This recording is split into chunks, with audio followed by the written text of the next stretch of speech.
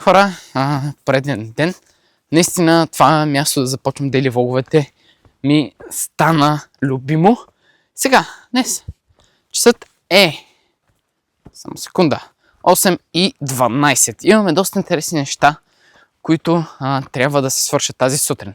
Първо, снимам с холилендовете. Искам да ми пишете как е звука, защото правил съм видео с покета, с холилендовете, но никога до сега не съм влогвал с този нов сетъп, защото реално съм закачил холилендовете за покета и на където и да се обърна камерата, ще си ме следи. Дори и е така да дойда ви, пък ще виждате на къде отивам, защото камерата си ме следи на където и да отида. Но това не е видео за покета. Хора, за тази система, как закачвам реално холилендовете за покета, може да изгледате вчерашния подкаст. А ако намеря време днес, ще ви направя един малък кадър само как се случва това нещо.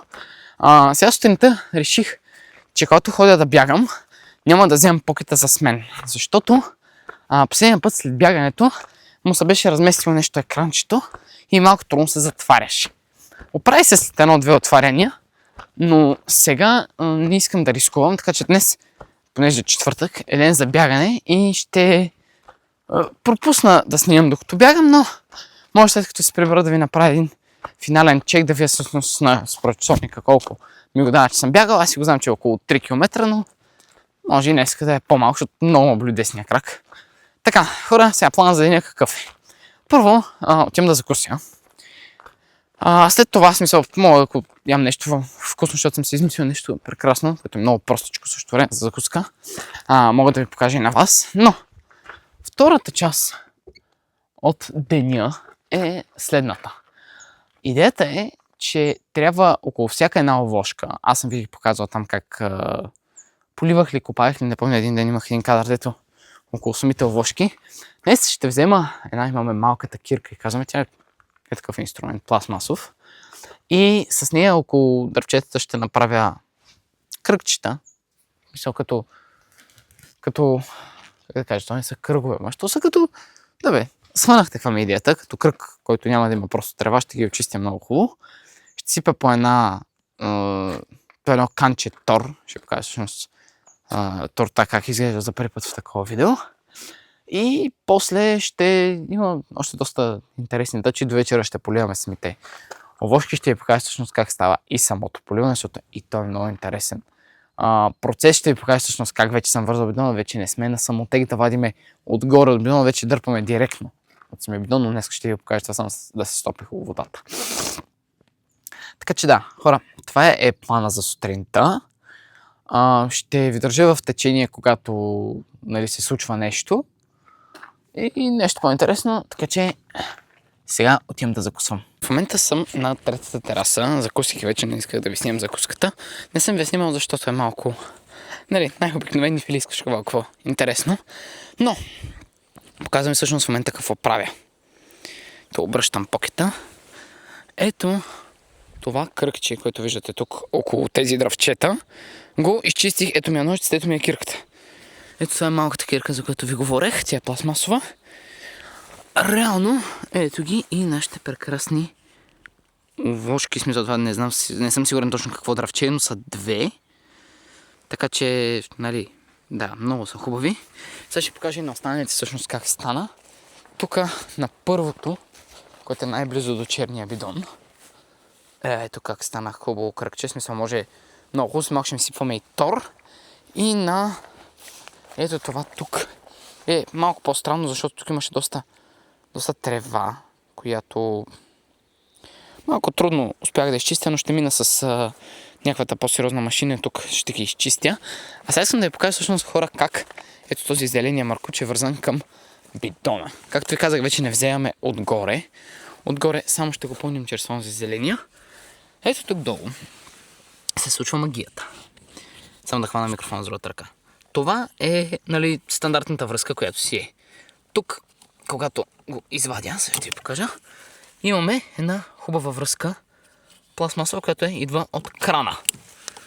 Когато го затворя, захващам го, отварям крана, големия кран на големия бидон си е отворен, само отварям крана и ето сега тук ще ви покажа всъщност, ето я.